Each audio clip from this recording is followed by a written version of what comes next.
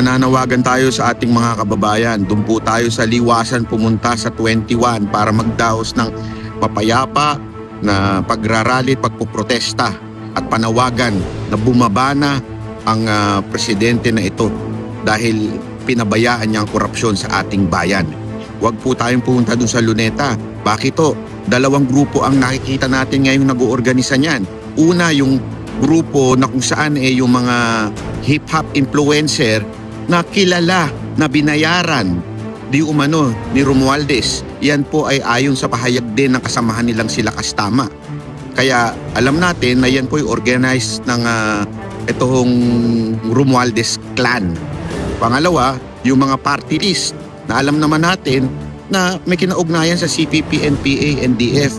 So sila ho ay obvious naman na nasa ilalim pa rin ng kamera. At sabi nga nila huwag tayo manawagan ng Marcos resign. So anong klaseng protesta yan? Kung talagang gusto natin maayos ang korupsyon, dapat buong gobyerno ang bumaba at magkaroon ng mapayapang pagpapalit ng gobyerno sa ating bayan. Again, lawful and peaceful ang ating panawagan. Diyan tayo sa liwasan.